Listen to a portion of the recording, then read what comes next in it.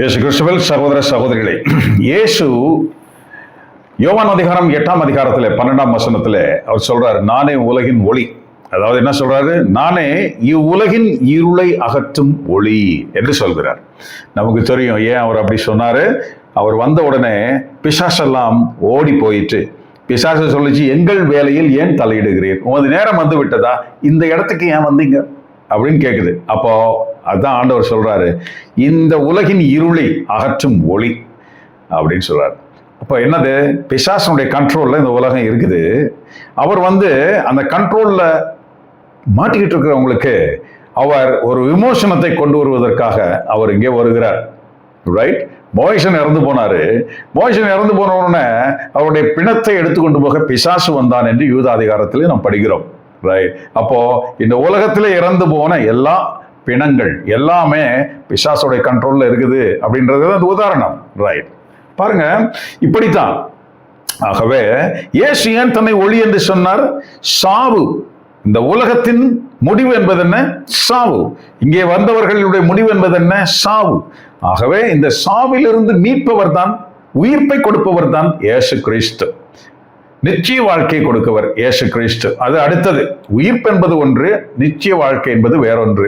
நிச்சயமாக வாழக்கூடியது அது விசுவாசத்தின் வழியாக நாம் பெற்றுக்கொள்வது. ரைட்? பரிசுத்தாவை நமக்கு கொடுக்கிற கொடை. பாருங்க, அப்போ இப்படி ஒரு மீட்பை கொண்டு வருபவர் தான் இயேசு. அதனால அந்த வார்த்தையை சொல்றார், நான் தான் உலகின் ஒளி என்று சொல்கிறார். ரைட்டுங்க?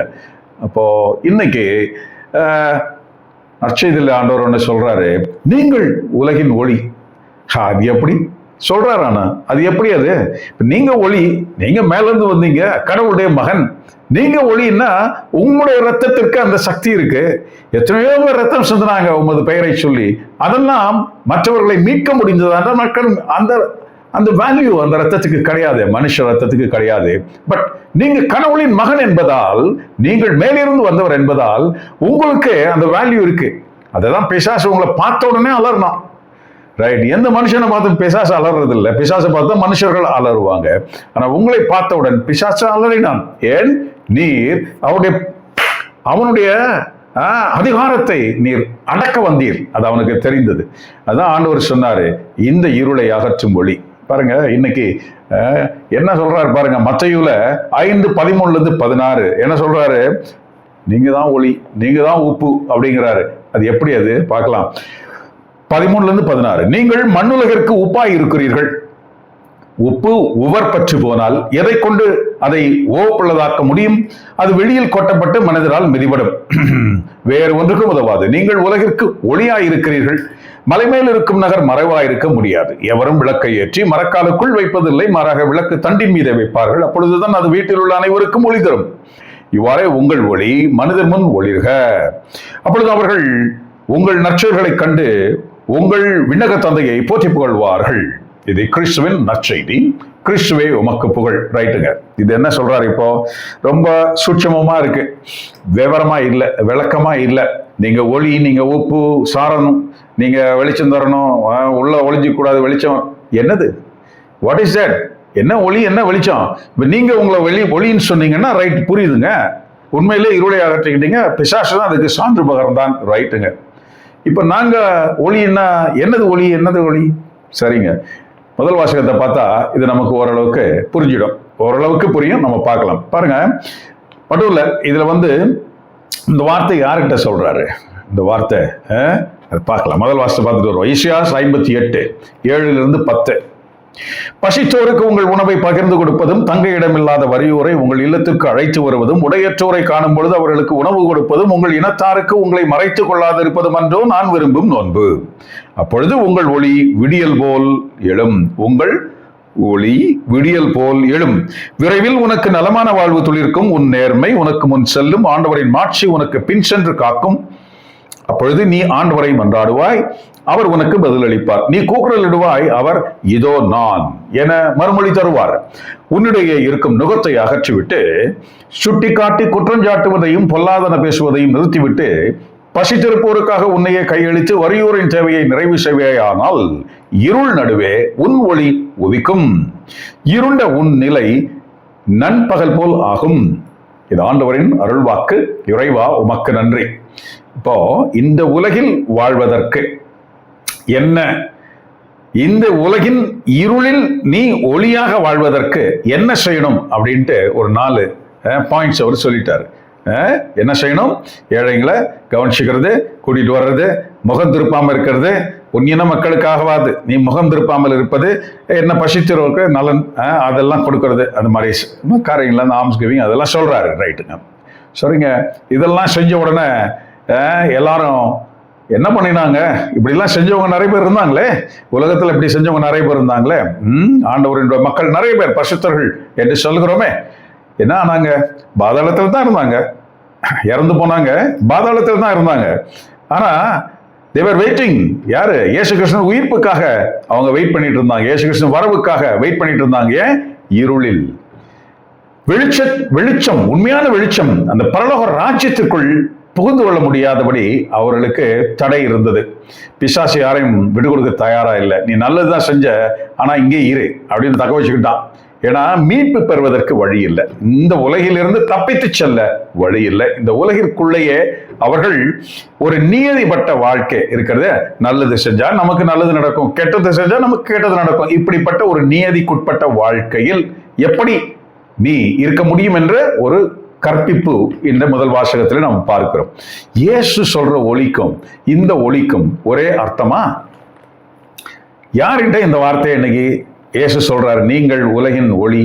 பாருங்க, இது ஒரு டிரான்ஸ்லேஷன் மிஸ்டேக். என்ன மிஸ்டேக் இருக்குன்னா, நீங்கள் உலகிற்கு ஒளி உப்பாக இருக்கிறீர்கள் அப்படின்னு சொல்றது. அப்படின்னு ஆண்டவர் சொல்லலைங்க. நீங்கள் உலகிற்கு உப்பு இருக்கிறீர்கள்லாம் கிடையாது. நீங்கள் உலகிற்கு உப்பு, நீங்கள் உலகிற்கு ஒளியாய் இருக்கிறீர்கள் என்று சொல்கிறார். நீங்க உலகிற்கு ஒளியாய் இருக்கிறீர்கள்லாம் கிடையாது, ராங் டிரான்ஸ்லேஷன். இந்த பைபிள்ல இந்த மாதிரி வேலை நிறைய நடந்திருக்குது. இது உலகிற்கு நீங்கள் ஒளி, அவ்வளவுதான். You are salt for the earth. You are light for the world. அப்படி இருக்கு, right? Not of the, for the. அப்போ அப்படி இதுக்கப்புறம் என்ன, எப்படி இருக்கிறீங்க, எப்படி இருக்க முடியும், இதோ சொல்றேன் அப்படிங்கிறது தான் அது தொக்கி நிக்கிற வார்த்தை. ஆக இருக்கிறீர்கள். ஏற்கனவே நீங்க ஞானஸ்நானம் ஆயிட்டீங்களா? நீங்க லைட்டு தான். ஞானஸ்நானம் ஆயிட்டீங்களா? நீங்க உப்பு தான். அப்படின்னா நம்ம வாழ்க்கையை நோண்டி பார்த்தா தெரியும், நாம உண்மையில உப்பா ஒளியா அப்படின்னு நமக்கு தெரியும், ரைட்? அப்ப பாருங்க, இது ராங் டிரான்ஸ்லேஷன், அதனால அப்படி இருக்கு. அப்போ நம்ம பார்க்கிறபடி உண்மையிலேயே இந்த வார்த்தை என்ன சொல்லி தருகிறது? உப்பா இருக்கிறீர்களா? இல்ல உப்பு. ஏன் உப்பு, எப்படி ஒளி என்று சொல்லி தருகிறது? பாருங்க, இப்போ நம்ம இத உலகிற்கு ஒளி, ஆனா உலகிற்கு உப்பா இல்ல, மண் உலகிற்கு உப்பு. That is right, right? World வேற, எர்த் வேற. வேர்ல்டுனா உலகம். உலகம் என்பது மனிதர்கள் வாழ்கின்ற ஒரு சூழல், அந்த இடம், அதான் உலகமாக நம்ம பார்க்கிறோம். எர்த் இஸ் ஹோல், பூமி இல்லையா? எர்த். அப்போ ஆண்டவர் சொல்றது என்ன? மண் உலகிற்கு நீ உப்பு, உலகிற்கு நீ ஒளி என்று சொல்கிறார். புரிஞ்சுக்கிறோம்ல? அப்போ உப்பு எதற்கு தேவையா இருக்குது? இந்த மண் உலகிற்கு தேவை. ஒளி இந்த உலகிற்கு தேவை. அப்படி சொல்கிறது. உலகம் அழிந்தது நோவா காலத்திலே, பூமி அழியவில்லை, எர்த் அழியவில்லை. ஆகவே உலகம் அழிந்தது, இன்னும் உலகம் அழிவுக்காக காத்திருக்கிறது. பூமி அல்ல, பூமி அழிந்து போகாது, பூமி நிலையானது. அப்போ பூமி அழிந்து போகிறதுக்கு ஒரு நேரம் உண்டு, அதை ஆண்டவர் குறித்து வைத்திருக்கிறார். இங்கே நமக்கு சொல்லியும் தந்திருக்கிறார் எப்பொழுதென்று. உலகம் அழிந்து போகும். உலகம் எப்படி அழிந்து போகும்? உலகம் 2ஆம் வருகையின் பொழுது நிலநடுக்கம் உண்டாகும், பேரிடர்கள் உண்டாகும், பெரிய பெரிய காரியங்கள் எல்லாம் மேலிருந்து நிறைய நெருப்பு மனிதர்கள் வாழும் இடங்களிலே விழப்போகிறது. இப்படிலாம் நிறைய நடக்கப்படுது. ஸோ 1/3 ஆஃப் தி வேர்ல்டு போயிடும் அப்படின்னு ஆண்டவர் நமக்கு இங்க சொல்லி கொடுத்திருக்கிறார். ஆகவே உலகம் அழிவுக்கு. பீட்டர் நல்லா அழகா சொல்றாரு, நெருப்புக்கிரையாக இந்த உலகம் வைக்கப்பட்டிருக்கிறது என்று சொல்கிறார். ஆகவே உலகம் அழியலாம், அழிந்தது ஏற்கனவே, இன்னும் அழிய போகிறது. பூமி அழியாது. ஆகவே நீ இந்த உலகிற்கு ஒளி, இந்த பூமிக்கு நீ உப்பு. இதுதான் ஆண்டவர் சொல்றார். யார்கிட்டங்க சொல்றார்? அப்போஸ்தலர் மட்டும்தான் சொல்றாருல்ல. அந்த அப்போஸ்தலர் மட்டும்தான் சொல்றார். சீடர்களிடம் கண்களை இருத்தி அவர் சொல்ற அந்த மலைப்பொழிவினுடைய தொடர்ச்சி. நீங்கள் அழைக்கப்பட்டிருக்கிற நீங்கள், ரைட், இந்த ஒளியை நோக்கி வந்திருக்கிற நீங்கள் உப்பாகவும் ஒளியாகவும் இருக்க வேண்டும் என்று சொல்கிறார். அப்போ முதல் வாசகத்தில் நம்ம பார்த்தோம், இருக்கிறதெல்லாம் கூட்டு வந்து வீட்டில் வச்சுக்கோ, அப்புறம் நிறைய செய்யணும், இப்படி காரியங்கள் எல்லாம் சொல்லி வைக்கப்பட்டிருக்கிறது. இவர்களிடம் ஆண்டவர் அதையா சொல்ல முடியும்? அப்படி இல்லைல்ல. நீங்க ஒரு குச்சி மட்டும் வச்சுக்கோ, செருப்பு போட்டுக்கோ, எதுவும் தேவையில்லை, பணப்பை எடுத்துட்டு போகாத, 2 ட்ரெஸ் எல்லாம் போட்டுக்கணும்னு அவசியம் இல்லை. அப்படிதான் அப்போஸ்தலரை அழைத்தார். நீ அப்படி போ அப்படின்னு சொல்லி அனுப்பி வச்சாரு. சக்சஸ்ஃபுல்லா திரும்பி வந்தாங்க. அப்படித்தான் அவர்கள் 12 இயேசு கிறிஸ்து உயிர்த்தெழுதலுக்கு பிறகு உலகம் பூரா சென்றார்கள். பொன்னும் பொருளும் கையில் எடுத்துக்கொண்டு போகவில்லை. அவர்களுக்கென்று வீடு இல்லை, அவர்களுக்கென்று பெரிய உடைகளோ பெரிய செல்வங்களோ கையில் இல்லை. அவர்களை கூப்பிட்டு இன்று இந்த வார்த்தைகளை பேசுகிறார். முதல் வாசகத்தில் அப்படி இல்லை. இந்த உலகத்தில் வாழ்பவர்களுக்காக உன்னோட நிறைய இருக்கு, கொடுத்து நீ அதை சம்பாதிச்சுக்கோ, அந்த ஒளியாக இரு என்று. இவர்களிடம் ஒன்றும் இல்லையே, எல்லாவற்றையும் ஏற்கனவே விட்டுவிட்டு வந்தவர்கள், மறுபடியும் விட்டுவிட்டு அப்படியே போகிறவர்கள். அவர்களை கூப்பிட்டு தான் சொல்றாரு ஒளி. அப்ப முதல் ஒளி வேற, இந்த ஒளி வேற. கரெக்டானே? அந்த உப்பும் இந்த உப்பும் வேற வேற. அப்போ இங்க என்ன சொல்ல வராரு? இப்போ இங்கதான் நம்ம பார்க்கணும். இயேசு கிறிஸ்து என்ன சொன்னாரு? 8:12 யோவான்ல என்ன சொல்றாரு?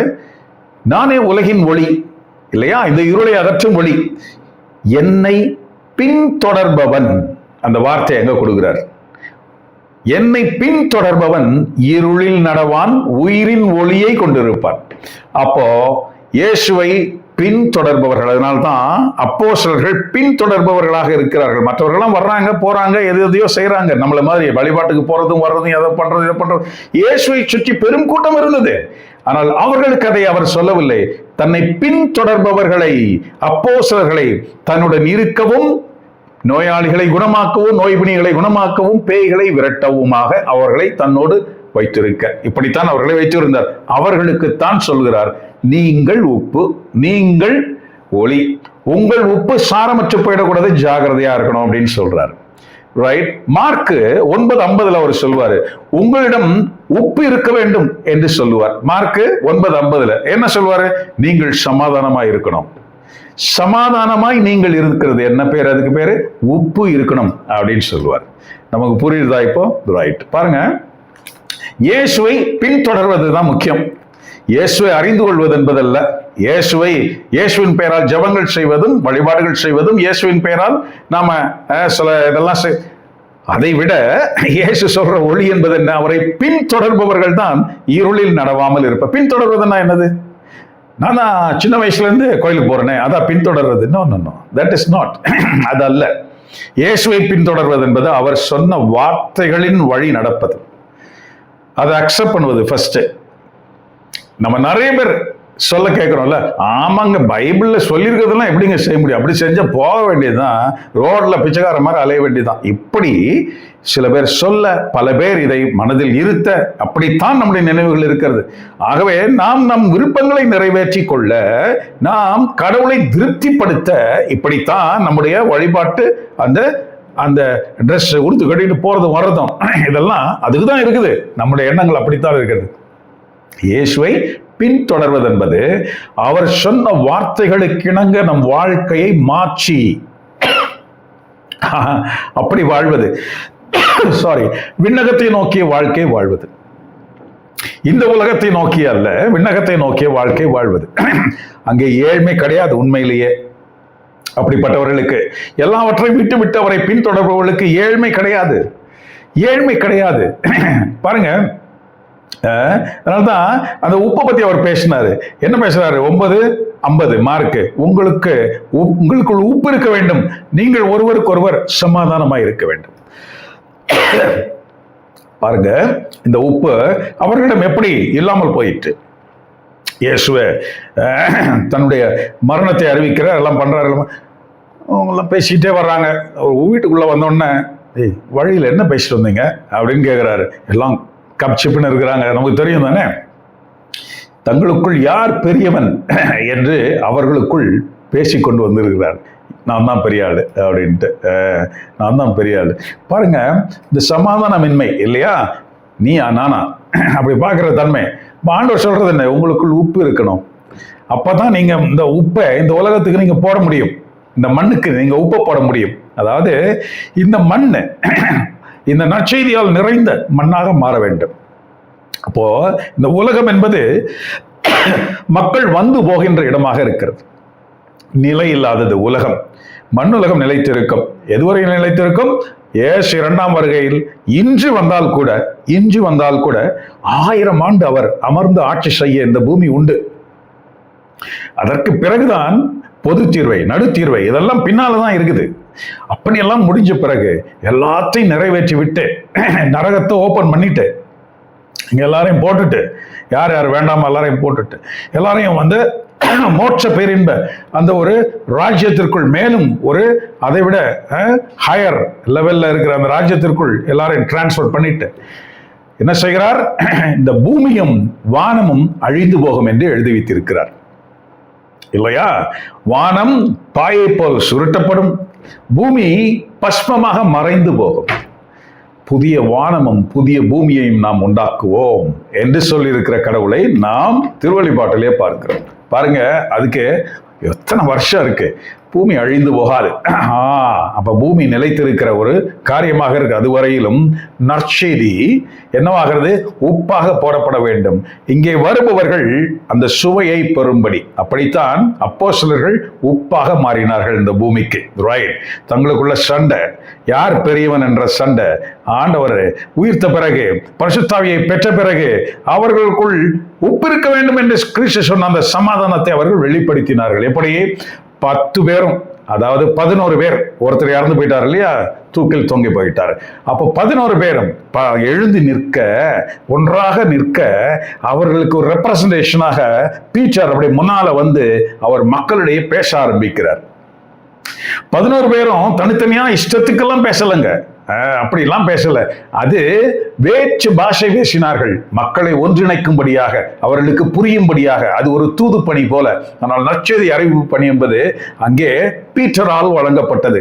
ஆகவே 10 பேர் பின்னால ஒன்னா நின்றுகிட்டு இருக்க, நடுவுல இவர் வெளியே வந்து அவர் பேசுகிறார். அப்போ அங்கே என்ன ஆயிடுச்சு? உப்பு போடப்பட்டது. அவருடைய உப்பு வெளிப்பட்டது. ஆகவே அங்கே 3000 பேர் அன்னைக்கு மனம் திரும்பினதை நாம் காண்கிறோம். இப்படித்தான் அது உப்பாக இருக்கிறது. பாருங்க, அந்த ஒற்றுமை, சமாதானம், ஆண்டவர் சொல்ற அந்த உப்பை பாருங்க. இதனாலதான் நம்ம பார்க்கிறோம், பவுல் கூட விருத்த சேதனம் வேண்டாம் அப்படின்னு நினைக்கிறாரு. ஆனா அப்போஸ்தலர்கள் விருத்த சேதனம் வேணும் அப்படின்னு சொல்லிட்டு அங்க போதிச்சிட்டு இருக்கிறாங்க. இவர் வேண்டான்னு சொல்றாரு, அவங்க வேணும்னு சொல்றாங்க. Pavul he understood this is not right. So நமக்குள் உப்பு இருக்க வேண்டும், இல்ல நமக்குள் ஒருமித்த கருத்து இருக்க வேண்டும். அவங்க என்ன செய்கிறாரு? எருசலேம் போய் அப்போஸ்தலரை அழைச்சு, பாருங்க நான் இப்படி ஃபீல் பண்றேன், நீங்க என்ன நினைக்கிறீங்க, நீங்க எப்படி நினைக்கிறீங்க? அவர்கள் பேசி முடிவெடுத்து அவர்கள் ஒரு முடிவுக்கு வந்தார்கள். விருத்த சேதனம் தேவையில்லை, அது பழைய உடன்படிக்கையின் அடையாளம். புதிய உடன்படிக்கையாக அந்த அடையாளம் வேறு. ஆகவே நாம் அதை நிறுத்துவோம். கிறிஸ்து வந்து புதிய உடன்படிக்கை ஏற்படுத்தி விட்டார். ஆகவே இனிமே ஞானஸ்நானத்தை நாம் அடிப்படை தகுதியாக மாற்றிக்கொள்வோம் என்று அவர்கள் முடிவெடுத்தார்கள். இன்று வரை அதுதான் கடைபிடிக்கப்படுகிறது. இதுதான் அந்த உப்பு, ஒருங்கிணைக்கின்ற உப்பு. இன்று சபைகள் எல்லாம் எப்படி இருக்குது? உப்பு இருக்குதா? ஐயோ, எங்க சபையில பொட்டு வைக்க மாட்டோங்க, நீங்க பொட்டு வைப்பீங்க. நாங்க டைத்தின், நீங்க டைத்தின் கொடுக்க மாட்டீங்க. 10ல் ஒரு பகுதி எங்க நாங்கெல்லாம் கொடுக்குறோங்க. ஆமாங்க, எங்க சபையில பாத்தீங்கன்னா எங்க ஒருத்தர் வெள்ளை அங்கி போடுவாரு, ஒருத்தர் பிரவுன் அங்கி போடுவாரு, இன்னொருத்தர் பிளாக்ல போட்டுக்கிறாங்க ரோம் போறதா இருந்தா, இன்னொருத்தர் ரெட் கலர்ல போட்டுப்பாங்க. எல்லாம் டிஃப்ரெண்டா இருப்போங்க. ஆமாங்க, ஆமா. எங்க சபையில எங்க சபையில ஒயிட் அண்ட் ஒயிட், ஃபுல்லா ஒயிட் அண்ட் ஒயிட். அது எப்படி இருந்தாலும் ஒயிட் அண்ட் ஒயிட், நாங்க வேற ட்ரெஸ்ஸே போடுறது இல்லைங்க. அப்படி இப்படி 1008 டெனாமினேஷன்ஸ். உப்பு என்பது என்ன? மார்க் 9:50 உங்களுக்குள் உப்பு இருக்கட்டும், சமாதானம். உங்களுக்குள் இருக்கிற அந்த ஒருமித்த உணர்வு, அதுதான் கிறிஸ்தவத்தை வளர்த்தெடுக்கும், அதுதான் கிறிஸ்துவை பிரதிபலிக்கும். நீங்கள் யாராக இருக்கிறீர்கள்? நீங்கள் ஒளியாக இருக்கிறீர்கள். எத்தகைய ஒளி? You cannot give light to the world. முடியாது. But you can reflect the light. எந்த லைட்? Christ light. பாருங்க எவ்வளவு அழகா அந்த நிலவு சூரியனை தொடர்ந்து சென்று ஒளியை வாங்கி இரவு நேரத்தில் பூமிக்கு வெளிச்சத்தை கொடுக்கிறது. இந்த நிலவுல உள்ள நம்ம பார்க்கிறோம், ஒரே கரடு முரடா இருக்கு, கருப்பும் மேடு பலவுமா இருக்குது, பார்க்கறதுக்கு அவ்வளவு அழகு இல்லை. ஆனா அந்த வெளிச்சம் அதை அதை அது பிரதிபலிக்கும் பொழுது அந்த நிலவு அழகுள்ளதாக, நமக்கு இதமான ஒரு அழகான ஒரு வெளிச்சத்தை, அது இதமான வெளிச்சத்தை தருவதாக அந்த நிலவு இருக்கிறது. இருளில் அந்த வெளிச்சம் நமக்கு உண்டாயிருக்கிறது. தானாக ஒளி கொடுக்க முடியாத நிலவு. ஆகவேதான் நம்ம பார்க்கிறோம், இங்கே நாம் நினைத்து ஒளி கொடுக்க முடியுமான்னு ஆட முடியும், ஆனா செத்து போயிடுவோம்ல. மீட்பதற்கு கிறிஸ்து வேணுமே. அப்ப கிறிஸ்து இருந்தா தானே. அப்படித்தானே பழைய ஏற்பாட்டாளர்கள் பாதாளங்களில் இருந்தார்கள், கிறிஸ்து போய் அவர்களை மீட்க வேண்டி இருந்தது. இப்ப நாம் சொல்ல முடியுமா? நாம் நம்முடைய நற்செயல்களால், நம்முடைய காரியங்களால் இல்ல. பவுல் சொல்லிட்டாரு, அது முடியாதுப்பா, அது தோத்து போன ஒண்ணு. அது பரிசேயர்களாலும் சதுசேயர்களாலும் தோற்று போன ஒன்று. எல்லாவற்றையும் கடைபிடித்து தோற்று போய்விட்டார்கள். கிறிஸ்துவை பற்றி கொள்ள அவர்கள் தெரியவில்லை. ஆகவே அவர்களுக்கு நிச்சய வாழ்க்கையும் உயிர்ப்பும் இல்லாமல் போகிறது. ஆனால் நமக்கு கற்றுக் கொடுக்கிறார் பவுல், இல்ல, நம்முடைய விசுவாசத்தினால் கிறிஸ்துவை பின்தொடர்ந்தால், அந்த ஒளியை பின்தொடரும் பொழுது எப்படி நிலா சூரியனை பின்தொடர்ந்து அந்த வெளிச்சத்தை வாங்கி பூமிக்கு தந்து கொண்டே இருக்கிறதோ, அதே போன்று நிலா பாட்டுக்கு ஒரு பக்கமா நின்றுட்டு இருந்தோம்னா முடிஞ்சு போச்சு, பூமிக்கு வெளிச்சம் கிடையாது. அப்போ சூரியன் இருக்கிறது, ஆனா சூரியன் இல்லாத இரவு நேரங்களில் என்ன ஆச்சு? ஒண்ணும் முடியாதே. அப்போ அந்த நிலாவுடைய வேலை என்னாச்சு? அப்போ நிலா தன்னால் ஒளி கொடுக்க முடியாது. ஆகவே நம்மால் ஒளி கொடுக்க முடியாது. நாம் பலகீனர்கள். நாம் எத்தகைய புதுமைகளை செய்தாலும் சரி, எத்தகைய அறிகுறிகளை செய்தாலும் சரி, நாம் உண்மையிலேயே அப்போஸ்தலர்களாக இருந்தாலும் சரி. அப்போ அப்போஸ்தலருடைய அறிகுறிகள் என்ன? நம்ம இதை எங்க பார்க்கிறோம்? அதாவது 2 கொரிந்தியர் 12:12 அப்போஸ்தலருடைய அறிகுறிகள். உண்மை அப்போஸ்தலன்னா யாருன்னா, தளராத மன உறுதி, அருங்குறிகள், அற்புதங்கள், புதுமைகள் இவைகளெல்லாம் செய்கிற இப்படிப்பட்ட அப்போஸ்தலிக்க வேலை செய்பவர்களாக இருந்தாலும் சரி, நாம் உலகிற்கு ஒளியாகவும் உப்பாகவும் இருக்கிறோம் என்றா அது எப்படிப்பட்ட இது? அந்த ஒளியை பின்தொடர்பவர்களாக, கிறிஸ்துவை பின்தொடர்பவர்களாக இருந்தா அங்கிருந்து கிடைக்கிற ஒளியை நாம ரிஃப்ளெக்ட் பண்ணுவோம். அதனாலதான் ஆண்டவரை சொல்றாரு, உங்களை யூத சங்கங்களின் முன்போ வேற எங்கேயோ உங்களை கூட்டிக் கொண்டு நிறுத்தி உங்களை கேள்வி எழுப்பது, நீங்க ஒன்னும் சொல்ல தேவையில்லை, உங்கள் வாயில் நான் பேசுவேன், நீங்க இல்ல நான் பேசுவேன். இன்னைக்கு 2ஆம் வாசகம் படிக்கலாமா? அழகா பவுல் சொல்றாரு பாருங்க. 1 கொரிந்தியர் 2:1-5. சகோதர சகோதரிகளே, கடவுளை பற்றிய மறைபொருளை அறிவிக்க நான் உங்களிடம் வந்த பொழுது மிகுந்த சொல்வன்மையுடனோ ஞானத்துடனோ வரவில்லை. ஏன்னா இது அத்தனையும் அவர்கிட்ட இருந்தது.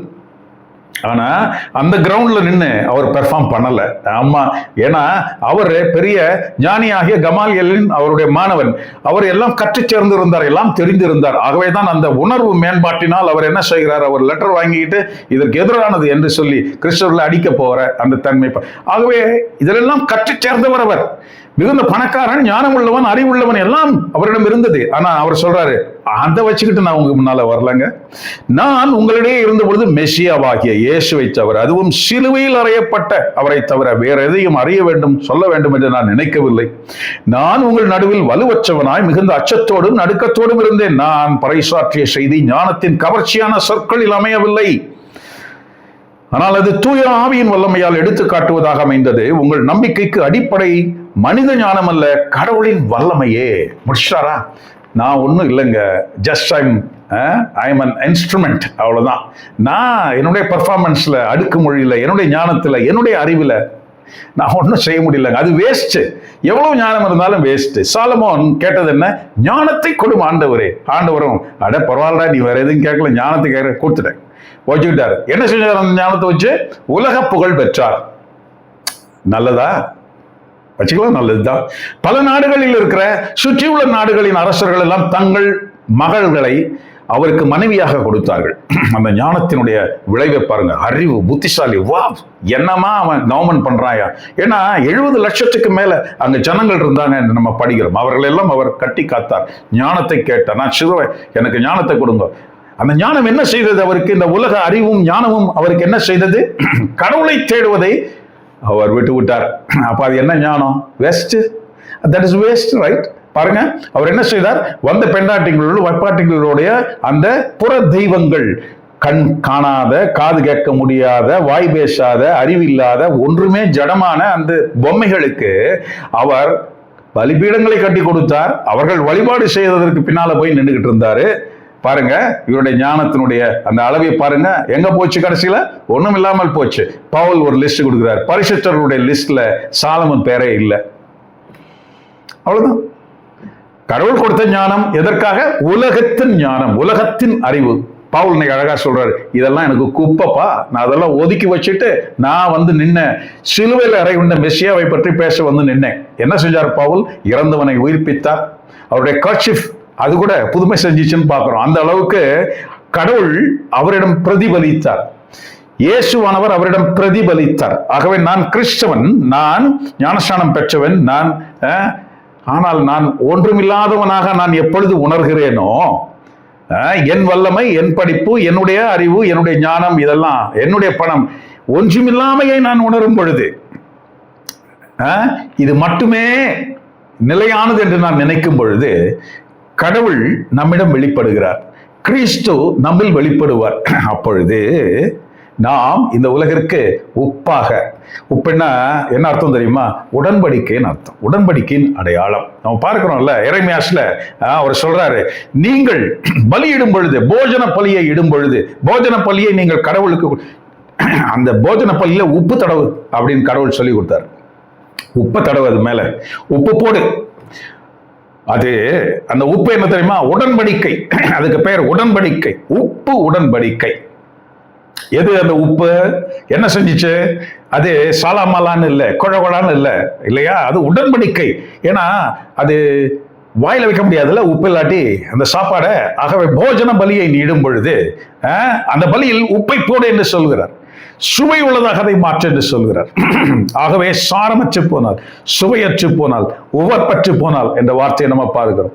அப்ப நம் வாழ்க்கையிலும், நம்முடைய பேச்சிலும், நம்முடைய இயேசுவை பற்றிய எண்ணங்களிலும் நாம் சாரம் இல்லாதவர்களாக, இப்படியும் இல்லை அப்படியும் இல்லைங்க, அப்படி இப்படி இப்படி இப்படி போயிட்டு வந்துட்டு அப்படியே அப்படியே, ஆனா இயேசு என்கிட்ட கையில வச்சிருக்கிறேன், காலில் வச்சிருக்கிறேன் நம்ம பீத்திட்டு இருக்க முடியாதுல்ல. நம்ம வச்சுக்கிறது இல்லை. அதான் சொல்றாரு, நீ கொண்டு போய் கீழே வச்சுக்கிறது இல்லை, ஒளியை மேல வை.